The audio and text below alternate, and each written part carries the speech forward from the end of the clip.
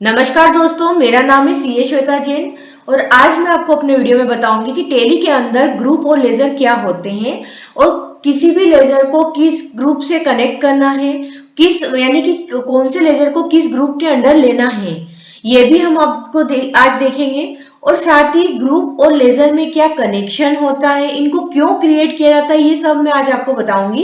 सबसे पहले तो दोस्तों, यदि आपने मेरा चैनल अभी तक सब्सक्राइब नहीं किया है तो प्लीज पहले इसको सब्सक्राइब कर दीजिए ताकि आपको रेगुलर अपडेट्स मिलते रहें। चलिए, जब भी कोई बिजनेस में कोई ट्रांजेक्शन होता है तो सबसे पहले हम क्या करते हैं, जनरल एंट्री करते हैं। फिर उससे जो ट्रांजेक्शन होता है उससे संबंधित पार्टीज को संबंधित अकाउंट्स जो बनाए जाते हैं वो कहलाते हैं लेजर। जैसे कि मान लीजिए कि हमने रतन इंटरप्राइजेस को उधार बेसिस क्रेडिट बेसिस पर हमने माल बेचा।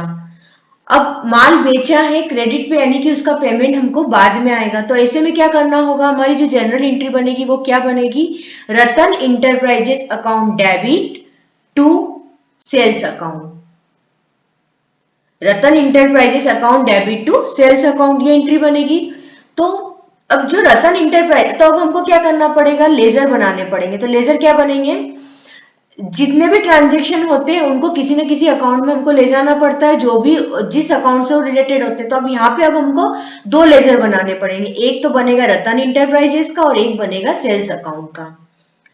तो ये सेल्स अकाउंट और रतन इंटरप्राइज ये क्या है, लेजर है, जिनको कि हम मास्टर भी बोलते हैं, ये लेजर है।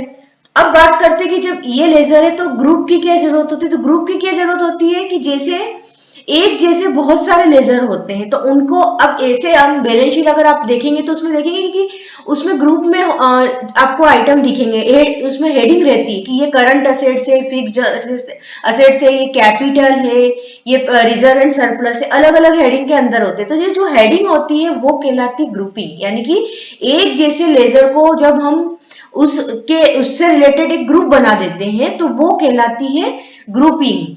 अब ये ग्रुप का सिलेक्शन हमको कैसे करना होता है, मैंने जिस क्या बताया आपको कि ग्रुप के अंदर क्या होंगे, एक जैसे लेजर आएंगे। जैसे मान लीजिए कि ग्रुपिंग हुई करंट असेट्स, अब उस करंट असेट्स के अंदर कौन कौन से लेजर आ जाएंगे। अब करंट जितने भी करंट असेट्स से रिलेटेड है, करंट असेट्स में मतलब जो स्टॉक से रिलेटेड है, डेटर से रिलेटेड है और कैश इन हैंड से रिलेटेड है, बैंक है, ये सारे ट्रांजेक्शन जितने भी करंट असेट्स है हमारी, वो सब उस करंट असेट्स के अंदर आ जाएंगे। तो करंट असेट्स क्या हो गया, हमारा मेन ग्रुप हो गया। और इसके अंदर जितने भी जैसे अकाउंट, अभी हमने रतन इंटरप्राइजेस का लेजर की बात कही थी, तो वो ये सब क्या होगा, करंट असेट्स के अंदर आ जाएंगे, ये लेजर होते हैं। लेकिन एक चीज और होती है कि सब ग्रुपिंग भी होती है। सब ग्रुप इसलिए होते हैं कि मेन ग्रुप करंट असेट्स तो बता दिया, करंट असेट्स तो स्टॉक भी होता है, डेटर्स भी होता है, और कैश और बैंक भी होते हैं, एडवांसेस भी होते हैं, लोन्स भी होते हैं। तो ऐसी स्थिति में क्या होगा, उसके अंदर हम फिर पहले सबसे मेन हेडिंग क्या होगी, करंट असेट्स। फिर करंट असेट्स के अंदर फिर एक ग्रुप हम बनाते हैं जो कहलाता है सब ग्रुप। वो सब ग्रुप बनाएंगे, जैसे कि डेटर्स का हमने एक बना लिया, तो अब क्या होगा, डेटर्स का एक ग्रुप सब ग्रुप बना दिया, तो डेटर सन्ड्री डेटर्स का बना दिया, एक बना दिया स्टॉक का बना दिया, एक बना दिया लोन एंड एडवांस का सब ग्रुप। ये जितने भी बन रहे हो सब करंट असेट्स के अंदर बन रहे हो और ये सब क्या होंगे, उसके सब ग्रुप। तो अब क्या होगा, जैसे डेटर्स का सब ग्रुप बनाया तो उस डेटर्स किसके अंडर हो गया, करंट असेट्स के अंडर हुआ। जब हम डेटर्स का अकाउंट सन्ड्री डेटर्स का के अंदर हो गया, करंट असेट्स के अंदर। सबसे पहले हेडिंग क्या है, करंट असेट। करंट असेट्स के अंदर देखेंगे तो डेटर्स, स्टॉक, कैश, सारे अकाउंट आ जाएंगे। फिर इनके अंदर हम जब जाएंगे डेटर्स, तो उस सब ग्रुप डेटर्स और ये हुए, तो फिर उस सब ग्रुप के अंदर हम जैसे जितने भी डेटर्स हैं हमारे, जिनसे हमको रुपया लेना है, पेमेंट लेना है, तो वो सारे काय में आएंगे, डेटर्स में। जितने भी स्टॉक हमारे पास है अवेलेबल वो स्टॉक के इसमें आ जाएगा। कैश और बैंक, सारे जितने भी बैंक अकाउंट है, कैश अकाउंट है, सब उसके आ जाए। तो ये सब ग्रुप के अंदर भी लेजर बनते हैं। कुछ लेजर ऐसे होते हैं जो डायरेक्ट हम ग्रुप में भी ले सकते हैं। मान लीजिए कि आपके पास डेटर्स भी एक दो हैं, कैश बैंक भी एक ही है और स्टॉक भी एक ही आइटम है, तो फिर आप क्या कर सकते हैं, डायरेक्ट करंट असेट्स में भी दिखा देंगे तो चलेगा। लेकिन जब एक से ज्यादा हमारे पास उसमें आइटम हो जाते, लेजर हो जाते, तो फिर हम क्या करते हैं, ग्रुप के अंदर सब ग्रुप बना देते हैं। टेली में बाय डिफॉल्ट ही ग्रुप्स बने हुए होते हैं, हमको लेजर क्रिएट करने होते हैं। तो जब बाय डिफॉल्ट ग्रुप्स बने होते हैं, अब लेजर बनाने, तो लेजर जो होते हैं ग्रुप तो बहुत सारे बने हुए थे, करीब 28 से भी ऊपर ग्रुप से। देखिए हम देख लेते हैं, मैं आपको बताती हूँ। जैसे कि हम ये क्रिएट में गए, अब देखिए कहाँ यूज में आता है आपको टेली के अंदर ग्रुप। अभी लेजर, हमने लेजर अभी कौन सा बात करी थी, रतन इंटरप्राइजेस। जब हम ये ग्रुप सॉरी लेजर क्रिएट कर रहे थे, तो अब ये पूछ रहा है अंडर। ये बहुत इंपॉर्टेंट है कि किसके अंडर में लेजर जाना चाहिए। तो अभी रतन इंटरप्राइजेस का था, क्या था हमारा, सन्ड्री डेटर्स। तो अब हम इसको ले लेंगे सन्ड्री डेटर्स में। ये देखिए ये सन्ड्री डेटर्स दिख रहा है आपको। ये सब जो इधर आप देख रहे हैं पूरी क्या है, ये पूरी ग्रुप और सब ग्रुप की लिस्ट है। ये जब हम सन्ड्री डेटर्स ले रहे थे, वो सन्ड्री डेटर्स क्या था, सब ग्रुप था। और वो सन्ड्री डेटर्स फाइनली दिखता किसके अंदर, करंट असेट्स के अंदर। तो ये सब चीजें क्या होती है, ये जो पूरी लिस्ट बनी हुई है ग्रुप। तो आपको जितने भी लेजर बनाने हैं, वहां पे आपको ग्रुप का सिलेक्शन करना होगा कि कौन सा लेजर कौन से ग्रुप के अंडर शो होगा। तो चलिए, अब ये सारे यहाँ तो आपने समझ लिया। अब हम देखते हैं कि कौन से लेजर को किस ग्रुप से हमको लिंक करना है, ये भी अब हम देख लेते हैं, समझ लेते हैं कौन कौन से ये सारे ग्रुप बने हुए होते हैं लेजर में बाय डिफॉल्ट होते हैं। इसके अलावा भी यदि आप कोई ग्रुप क्रिएट करना चाहते हैं तो वो भी आप कर सकते हैं। जैसे यहाँ पे गाइनी आपको दिख रहा है ग्रुप, यहाँ पे आप ग्रुप पे भी करके क्रिएट कर सकते हैं। तो इस तरह से आप लेजर भी, लेजर तो आपको क्रिएट करना ही पड़ेगा। लेजर में सिर्फ बाय डिफॉल्ट आपके दो लेजर होते हैं इसमें टेली में, एक होता है कैश अकाउंट और एक होता है प्रॉफिट एंड लॉस अकाउंट। ये दो लेजर आपके टेली में आपको मिलेंगे, बाकी सारे लेजर आपको क्रिएट करने होंगे। तो चलिए अब हम समझते हैं कि ग्रुप और लेजर को हमको कैसे सिलेक्ट करेंगे। देखिए प्राइमरी ग्रुप जो मैंने बताया था पहला क्या होता है, मेन ग्रुप होता है। तो मेन ग्रुप होते हैं एक ब्रांच डिवीजन का, कैपिटल अकाउंट से loan, suspense account, current liability, current assets, fixed assets, investment, sales account, indirect expenses, indirect income, miscellaneous expenses, purchase account, direct income और डायरेक्ट एक्सपेंसेस। ये जो है मेन ग्रुप है। अब इन ग्रुप के अलावा भी और ग्रुप हमको लिस्ट में दिखेगा, जैसे अभी हमने सन्ड्री डेटर्स भी देखा था। तो ये क्या है, वो सब ग्रुप है। अब सब ग्रुप भी देख लेते हैं हमको। देखिए या तो आपको सब ग्रुप, अगर आप सब ग्रुप में ले जाना चाहते हैं तो सब ग्रुप सिलेक्ट करेंगे, और नहीं तो आप डायरेक्ट मेन ग्रुप में भी ले जाना चाहते हैं, जैसे अभी हमने रतन इंटरप्राइजेस का बताया, या तो हम उसको सन्ड्री डेटर्स में ले गए, या फिर आप करंट असेट्स में भी ले, मान लीजिए एक दो ही अकाउंट है तो आप डायरेक्ट करंट असेट्स में भी उसको ले जा सकते थे। तो सब ग्रुप कौन कौन से बने हुए हैं टेली में, sundry creditors, stock, duty and taxes, unsecured loan, sundry debtors, secured loans, deposits, bank OD accounts, provisions, bank accounts, cash in hand, loan and advance assets, reserve and surplus. चलिए अब हम सारे जितने भी ग्रुप है इनको समझते हैं। एक ग्रुप होता है सबसे पहला ब्रांच डिवीजन का। तो ये उन पे लागू होता है जहां पर कि एक से ज्यादा, जिस कंपनी की एक से ज्यादा ब्रांचेस होती है तो उनको अपनी ब्रांचेस का अकाउंट मेंटेन करने होते हैं, क्योंकि ब्रांचेस से माल आता जाता है, पैसों का लेन देन होता है, तो सारा हिसाब किताब रखने के लिए ब्रांच अकाउंट ओपन होते हैं। तो ये ब्रांच अकाउंट जो होंगे वो ब्रांच डिवीजन ग्रुप के अंडर आएंगे। उसके बाद एक ग्रुप होता है हमारा कैपिटल अकाउंट। कैपिटल मतलब जो पैसा बिजनेस में लगाया जाता है, जिस पैसे से हमारा बिजनेस स्टार्ट होता है, वो सारे अकाउंट जो है कैपिटल से रिलेटेड, वो जैसे कौन कौन से लेजर आएंगे, ये सारे जो नीचे में लिस्ट बता रही है, ये ऊपर जो है वो ग्रुप है, नीचे जो लिस्ट बता रही हूँ वो लेजर। तो इस कैपिटल अकाउंट के अंदर कौन कौन से लेजर आ सकते हैं, all types of capital account like share capital, partners capital, partners current account, proprietor account, drawings, life insurance। ये proprietor account जो यदि आप प्रोप्राइटरशिप के लिए आप प्रेंडल बैलेंस शीट अकाउंट मेंटेन कर रहे हैं, तो उस केस में जो प्रोप्राइटर का अकाउंट होता है तो उसमें कैपिटल में ही, ड्राइंग्स का भी जो है वो कैपिटल अकाउंट में ही जाता है, ऐसी लाइफ इंश्योरेंस भी होता है वो कैपिटल अकाउंट में ही जाते हैं। तो ये सारे लेजर काय में जाएंगे, कैपिटल अकाउंट में जाएंगे। ये ध्यान रखिएगा कि प्रोप्राइटरशिप में ड्राइंग, लाइफ इंश्योरेंस और ये सब कैपिटल अकाउंट में आते हैं। लोन्स और लाइबिलिटीज, ये आपका ग्रुप हो गया। अब लोन्स और लाइबिलिटीज आपका क्या है, प्राइमरी ग्रुप है। इस ग्रुप के अंदर सब ग्रुप आप बना सकते हैं। इसमें क्या क्या आते हैं, जैसे नाम से ही लगता है लोन और लाइबिलिटी, जिस से भी हमने लोन लिया है, चाहे वो बैंक हो, कोई पर्सन हो, कोई भी हो, तो वो सब लाइबिलिटी हमको जिनको पैसा देना है तो वो हमारी लाइबिलिटी, तो वो लोन्स के अंदर आएंगे। लेकिन यहाँ पे भी सब ग्रुप बना दिए जाते हैं, क्योंकि उसमें जैसे अनसिक्योर्ड लोन, सिक्योर्ड लोन, ये तो मेन ग्रुप है, इसके अंदर सब ग्रुप बना दिए जाते हैं। हाँ, पर वही बात है कि यदि आपके पास दो तीन ही ट्रांजेक्शन है, दो तीन ही लोन है, तो फिर आप डायरेक्ट लोन और लाइबिलिटी में ले सकते हैं। इसके अंदर कौन कौन से लेजर आते हैं, तो any party from whom we take loan, जिससे हम लोन लेते हैं। We can also put group secured loan, ये हम सिक्योर्ड लोन और अनसिक्योर्ड लोन का जो ग्रुप होता है, जो सब ग्रुप होता है, वो भी किसके अंदर आएगा, लोन्स और लाइबिलिटीज के अंदर। डिवेंचर अकाउंट भी हमारी लाइबिलिटी है। लोन्स फ्रॉम बैंक, कोई कैसा भी लोन लिया आपने, चाहे कार लोन लिया हो या आपने आपका जो लॉन्ग टर्म लोन हो, शॉर्ट टर्म लोन हो, ये सभी का किस में आएंगे, लोन्स एंड लाइबिलिटी। अच्छा, ये भी मैंने अभी आपको शुरू में बताया कि जैसे आपको यहाँ पे सिक्योर्ड अनसिक्योर्ड लोन के सब ग्रुप मिलेंगे, लेकिन यदि हम और चाहते हैं कि इसके अंदर हम और सब ग्रुप बनाए, तो वो आप क्रिएट कर सकते हैं। तो वो क्या एक के बाद उसमें शो होते जाएंगे। जैसे सबसे पहला रहा लोन्स लाइबिलिटी। लोन्स लाइबिलिटी के अंडर आ जाएगा सिक्योर्ड लोन और अनसिक्योर्ड लोन। फिर सिक्योर्ड लोन के अंदर भी आप बना सकते हो, चाहे तो आप long term loan, short term loan. फिर उस long term short term loan का भी आप जो long term short term loan का अगर आपको ग्रुप नहीं मिलता है, तो वो ग्रुप आप इजीली टेली में क्रिएट कर सकते हैं। तो इस तरह से loan from bank, loan from outside party, loan from friend relative, सारे लोन्स का में आएंगे, इस ग्रुप के अंदर आएंगे। एक होता है सस्पेंस अकाउंट। सस्पेंस अकाउंट में क्या होता है कि कोई भी पेमेंट या रिसिप्ट आपको मिलती है, लेकिन आपको उस पार्टी का नाम याद नहीं रहता है या उसका कुछ भी प्रूफ आपके पास नहीं है कि किससे रिलेटेड है।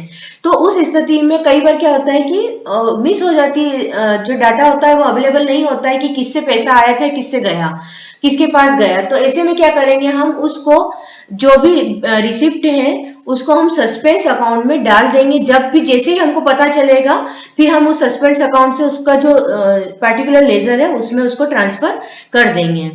तो जब तक हमको पता नहीं चलता तब तक वो सारा जो बैलेंस है वो किस में रहेगा, सस्पेंस अकाउंट में। इसमें रिसिप्ट भी हो सकती है और पेमेंट भी हो सकता है।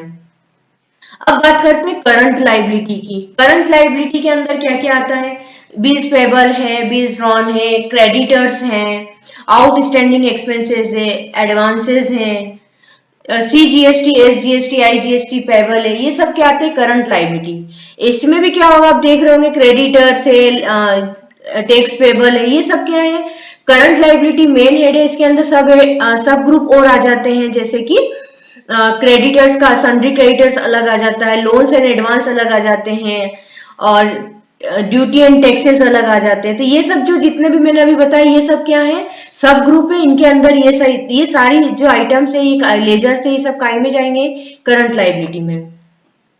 अब बात करते हैं करंट असेट्स की। ऐसे ही जैसे करंट लायबिलिटी करंट असेट्स होता है, इसका मैंने आपको शुरू में भी समझाया था। इसमें प्रीपेड एक्सपेंसेस है, prepaid rent, insurance charges, interest receivable, bills receivable, accrued income, mutual fund, duty and taxes, stock, debtor, cash, ये सब क्या है, करंट असेट्स है। और ये इसके अंदर भी क्या होता है, आप एक्सपेंसेस का अलग सब ग्रुप बना सकते हैं, स्टॉक का अलग बना सकते हैं, डेटर्स का सब ग्रुप अलग बना सकते हैं। तो ये इस तरह से ये करंट असेट्स के अंदर हमको लेना है। फिक्स्ड असेट्स, जितनी भी फिक्स्ड असेट्स क्या होती है, करंट असेट्स तो क्या होती है कि डेली रूटीन में रहता है वो ट्रांजेक्शन, वो सब कहलाते हैं आपके करंट। जो कि इनके जो पीरियड भी होता है करंट असेट्स और करंट लायबिलिटी का, वो कम होता है, लगभग 3 इयर्स ही होता है, जो जैसे डेटर्स वगैरह उसमें आ जाते हैं, जो रोटेशन जिनका चलता रहता है। लेकिन फिक्स्ड असेट्स क्या होती है, ये बहुत ही कम होते हैं। जैसे एक बार परचेस की, उसके बाद वो सालों तक वो चीजें आपके पास चलती रहेगी, और वो अगर एकदम ही वो वेस्ट हो जाती है, उसके बाद हम उसका सेल करते हैं। तो ये चीजें जो लॉन्ग टर्म रहती है वो फिक्स्ड रहती है, उनको हम बार बार चेंज नहीं करते। तो फिक्स्ड असेट्स के अंदर सारी चीजें आएगी, जैसे furniture, machine, plant machinery, mobile, computer, car, scooter, furniture, office building, land building, goodwill, factory lighting, AC, accumulated depreciation भी, जो इन सबसे रिलेटेड जो डेप्रिसिएशन है, एक्यूमुलेटेड डेप्रिसिएशन, वो भी किसमें आएगा, फिक्स्ड असेट्स वाले ग्रुप के अंदर। हमारा नेक्स्ट ग्रुप बनता है इन्वेस्टमेंट। इन्वेस्टमेंट मतलब कि कंपनी प्रॉफिट अर्न करने के लिए अपना पैसा कहीं और लगाती है, जिससे कि उस पर उसको प्रॉफिट मिले, वो कहीं और इन्वेस्ट करती है। ये सभी टाइप के इन्वेस्टमेंट, ये असेट्स होती है। सभी टाइप के इन्वेस्टमेंट, जैसे कि आपने किसी कंपनी के शेयर्स लिए हैं, या किसी के बॉन्ड्स खरीदे हैं तो इस पे भी आपको क्या है डिविडेंड मिलेगा। तो ये सब चीजें क्या होती है, इन्वेस्टमेंट इन प्रॉपर्टी प्लाट। यदि आपने कोई प्रॉपर्टी प्लाट परचेज किया है तो वो भी आप, अगर आप प्रॉपर्टी प्लाट आपका मेन बिजनेस नहीं है, मतलब वो आपका स्टॉक नहीं है, तो वो इन्वेस्टमेंट है, तो वो इन्वेस्टमेंट के अंदर आ जाता है। Long term investment, short term investment, ये सब किस में आएंगे, इन्वेस्टमेंट के अंदर आएगा। कोई सा भी एफडी भी ध्यान रखिएगा, यदि लॉन्ग टर्म एफडी है, लंबे समय की एफडी है, तो वो भी आप इन्वेस्टमेंट में ले सकते हैं, क्योंकि उसपे भी आपको इंटरेस्ट मिलेगा। जो भी इन्वेस्टमेंट हमने किया है वो सारे इन्वेस्टमेंट इस ग्रुप के अंदर आएंगे। सेल्स अकाउंट, जितने भी सेल्स अकाउंट्स होते हैं वो सारे सेल्स अकाउंट के आते हैं। सेल्स क्या होता है ये मुझे बताने की जरूरत नहीं है, जिसमें कि आप ट्रेडिंग करते हैं, वो आप जो माल बेचते हैं वो सब सेल्स अकाउंट में आता है। चाहे किसी भी टाइप का, जैसे कोई सी भी सेल्स हो, चाहे वो लोकल रजिस्टर्ड से हो, 12% हो, 5% हो, सारी सेल्स, इंटर स्टेट हो, इंट्रा स्टेट हो, एक्सपोर्ट हो, सेल्स लोकल हो, सेल्स टू कंज्यूमर हो, और सेल्स ऑन ब्रांच हो, या सेल्स रिटर्न से, ये सब सेल्स रिटर्न भी सब किस में आएंगे, सारे सेल्स के अकाउंट सेल्स अकाउंट ग्रुप में आएंगे। इनडायरेक्ट एक्सपेंसेस, अब इनडायरेक्ट एक्सपेंसेस क्या होते हैं, इनडायरेक्ट एक्सपेंसेस का जो ग्रुप होता है उसमें बहुत सारे लेजर आते हैं। इनडायरेक्ट एक्सपेंसेस वो होते हैं जो डायरेक्ट प्रोडक्शन से, या जिसमें हम बिजनेस कर रहे हैं, जो मेन चीज जो है हमारी, उससे डायरेक्ट लिंक नहीं होता, डेली जो बिजनेस के routine expenses. Indirect expenses which is incurred in connection to regular business operation, जो हम रेगुलर बिजनेस ऑपरेशन करते हैं, मतलब कि यदि हमारा सेल्स हो या ना हो, परचेस हो या ना हो, ये एक्सपेंसेस तो हमको लगते ही हैं।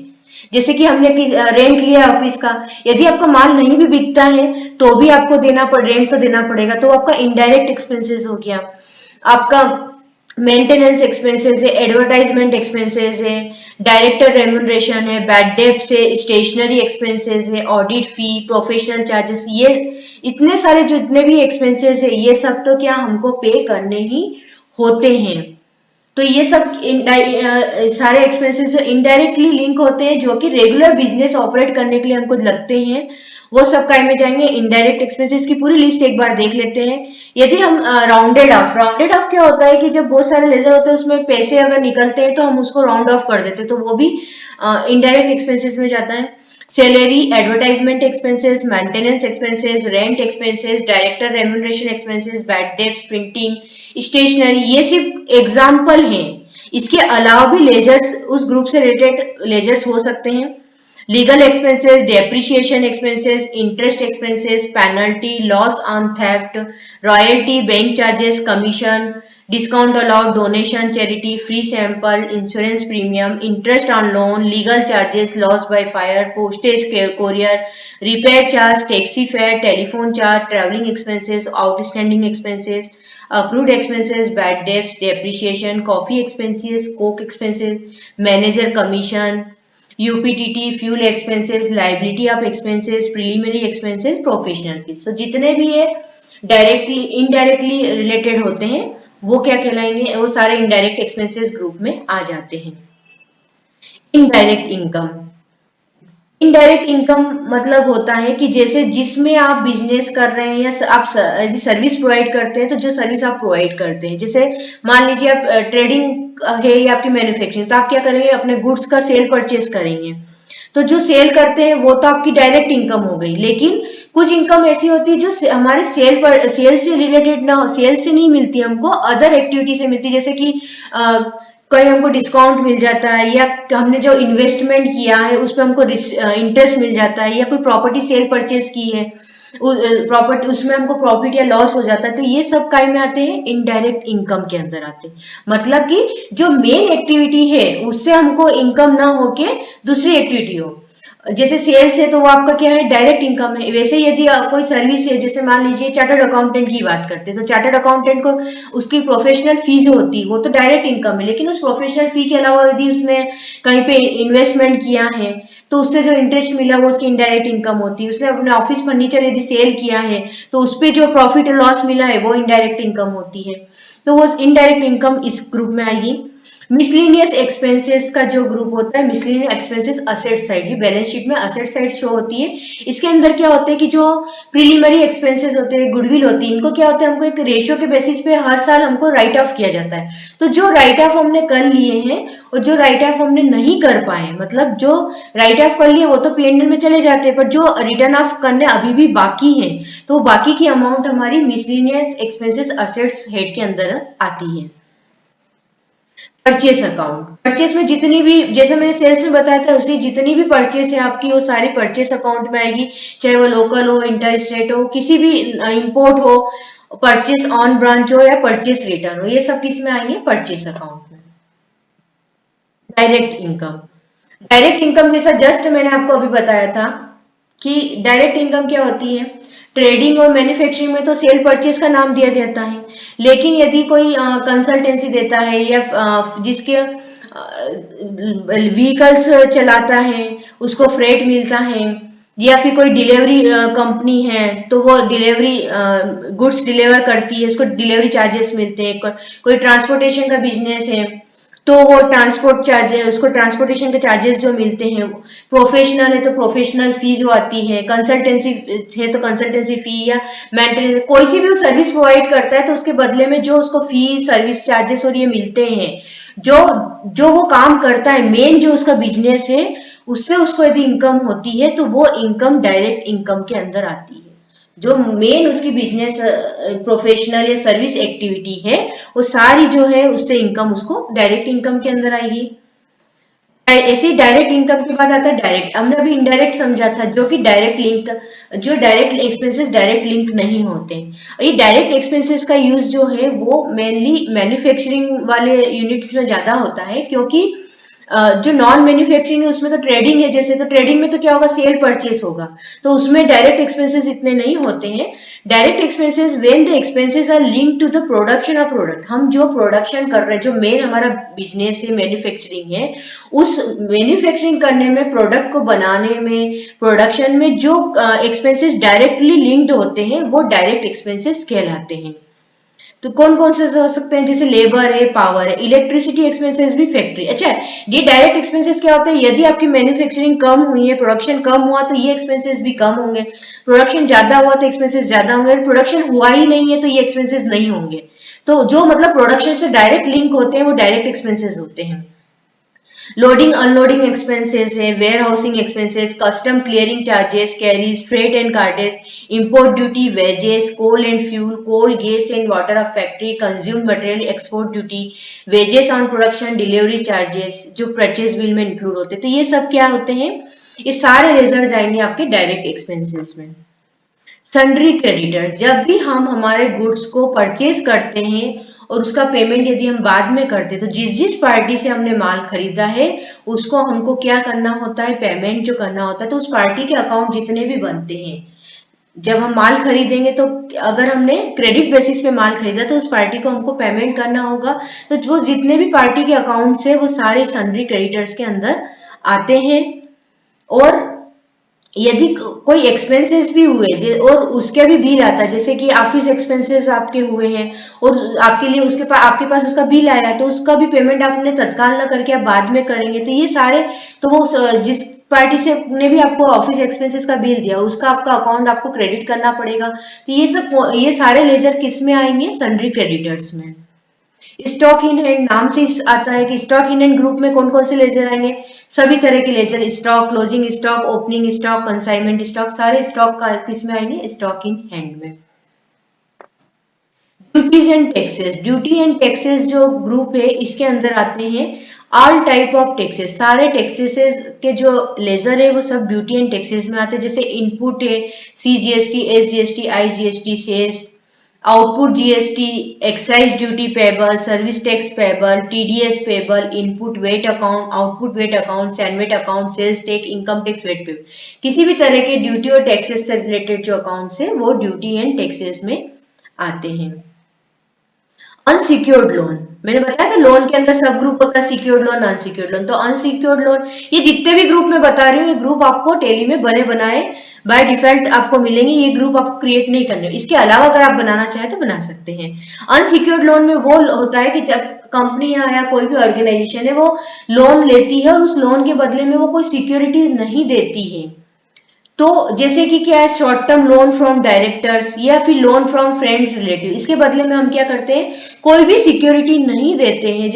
तो वो सारे लोन क्या होते हैं, अनसिक्योर्ड होते हैं, क्योंकि हमने उसके बदले कोई सिक्योरिटी नहीं दी है, सिर्फ हमने पैसा लिया है और हम उसकी टाइम टू टाइम हम उसका पेमेंट करते जाते हैं। तो वो अनसिक्योर्ड लोन ग्रुप में आई है।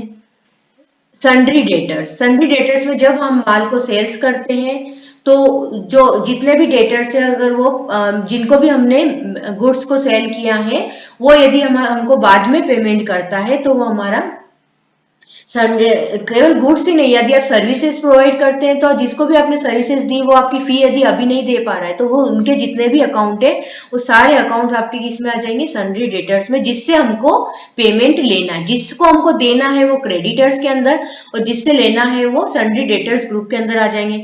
इसी के साथ प्रोविजन फॉर बैड डेट्स, जो हम बैड डेट्स मतलब कि हमको लगता है कि नहीं ये डेटर्स सब बहुत लंबे समय के हो गए और हम हमको पेमेंट नहीं करेंगे, तो हम क्या कर सकते हैं, बैड डेट्स का प्रोविजन बना देते हैं। तो प्रोविजन फॉर बैड डेट्स भी जो है वो सन्ड्री डेटर्स अकाउंट में आता है। सिक्योर्ड लोन वो जो लोन हम लेते हैं उस लोन के बदले में हमने कोई भी सिक्योरिटी दी है। जैसे कार लोन लिया है तो उसमें कार की सिक्योरिटी रहती है। तो ऐसे ही यदि आपने किसी भी बैंक या फाइनेंशियल इंस्टीट्यूशन से कोई सा भी लोन लिया है और जिसके लिए आपने सिक्योरिटी दी है, चाहे वो सिक्योरिटी आपकी लैंड की है, बिल्डिंग की है या और भी कोई सिक्योरिटी आपने दी है, तो वो सारे क्या कराएंगे, सिक्योर्ड लोन होंगे, वो सिक्योर्ड लोन के अंदर ग्रुप में आएंगे। डिपॉजिट अकाउंट वो होते हैं कि जब भी हमको अभी किसी सर्विस लेने के लिए कुछ भी हम लेने, जैसे कि रेंट डिपॉजिट होता है या मतलब कुछ भी लेने के लिए हमको कभी कभी डिपॉजिट देना पड़ता है। कोई भी जैसे टेंडर में भी आपके डिपॉजिट्स होते हैं।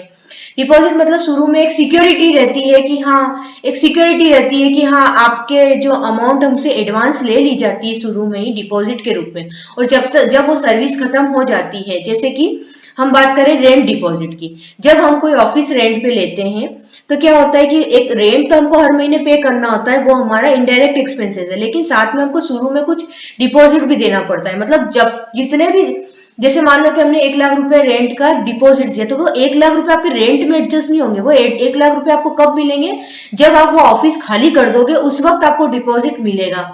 तो ऐसी स्थिति में वो डिपॉजिट कहाँ जाता है, आपका जो आपका डिपॉजिट रहता है वो डिपॉजिट अकाउंट में आपकी असेट्स है और डिपॉजिट अकाउंट्स में रहेगी। वो कब तक रहती है, जब तक कि वो काम पूरा नहीं हो जाता है। जैसे किसी टेंडर को लेने के लिए हमने सिक्योरिटी डिपॉजिट, तो जब तक वो टेंडर का काम पूरा नहीं होगा तब तक वो सिक्योरिटी डिपॉजिट में वो अमाउंट रहेगी।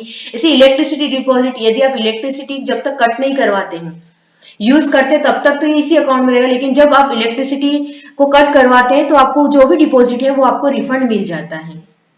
तो ये सब अकाउंट, जितने भी डिपॉजिट अकाउंट है वो सब आएंगे डिपॉजिट अकाउंट के ग्रुप में। बैंक ओडी अकाउंट, जो ओवरड्राफ्ट लिमिट हम बैंक से लेते हैं वो बैंक ओडी अकाउंट के अंतर्गत आएगी। बैंक ओसीसी होता है ओपन कैश क्रेडिट अकाउंट। जो सीसी लिमिट है वो ओपन कैश क्रेडिट अकाउंट हम ओपन करवाते हैं, वो आपको ये वाला जो लेजर है ओसीसी अकाउंट वाला, ये आपको बैंक ओसीसी अकाउंट ग्रुप के अंदर ओपन करना है। Open cash credit account is a kind of bank account, ये भी एक बैंक अकाउंट का ही रूप है। इसमें क्या होता है, ये स्मॉल और मीडियम इंटरप्राइजेस द्वारा ओपन किया जाता है और ये ओसीसी अकाउंट होल्डर क्या करता है, कैश क्रेडिट फैसिलिटी लेता है against his stock and receiver, अपने स्टॉक और डेटर्स के बदले। ये वर्किंग कैपिटल के लिए लिया जाता है, मतलब जैसे जैसे जरूरत होती जाती है वैसे वैसे आप लोन ले। जैसे अभी आपको 1 लाख का पेमेंट करना है तो आप क्या करेंगे, आपको बैंक अकाउंट ओपन कर दिया जाता है, आपको 1 लाख का पेमेंट करना है तो आप 1 लाख रुपए उसमें से दे देंगे। फिर आपको उसको जब उसी में आप उसको धीरे धीरे आप उसका पेमेंट करते जाते हैं, उस पर आपको इंटरेस्ट भी लगता है। तो ये जो ओसीसी अकाउंट होता है वो इसी ग्रुप में आएगा, बैंक ओसीसी अकाउंट में। और इसके अगेंस्ट हमको क्या रहती है, क्रेडिट फैसिलिटी रहती है जिसमें हमको स्टॉक और रिसीवेबल के अगेंस्ट हमको मिलता है।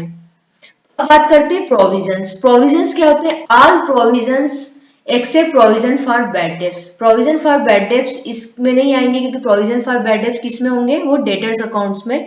हमने देखा था वो डेटर्स अकाउंट में प्रोविजन फॉर बैड डेब्ट्स जो है वो डेटर्स अकाउंट्स में जाता है।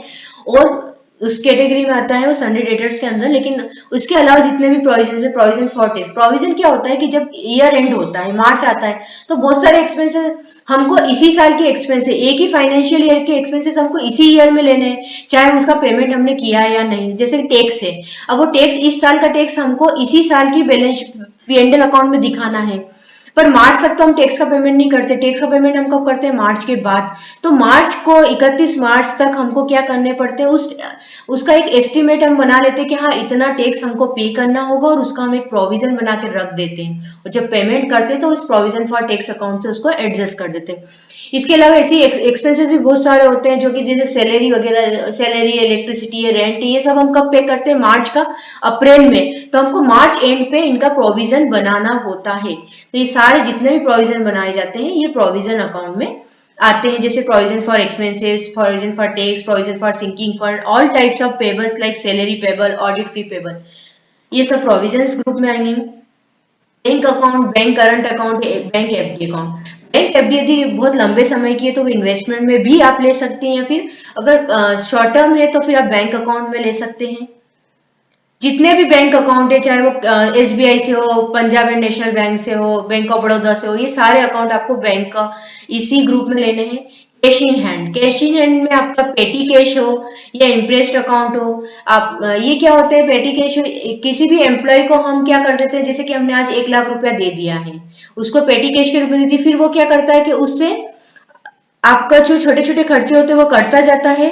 तो ये रूटीन में चल, जैसे अभी 1 लाख रुपए दी, फिर उस छोटे छोटे पेमेंट होते हैं, जैसे आपकी स्टेशनरी का, जैसे आपका प्रिंटर सुधरवाने के खर्चे होते हैं, या कोई छोटा मोटा मेंटेनेंस का खर्चा होता है, तो हम किसी लेते हैं, और वो एम्प्लॉय क्या करता है, उसका पेमेंट उसमें से करता जाता है। तो उसका जो उस एम्प्लॉय के पास जो कैश बच जाता है वो पेटी कैश बैलेंस होता है, वो भी कैश इन हैंड में ही आएगा, और उसके पास का बैलेंस भी इसमें पेटी कैश अकाउंट में आएगा।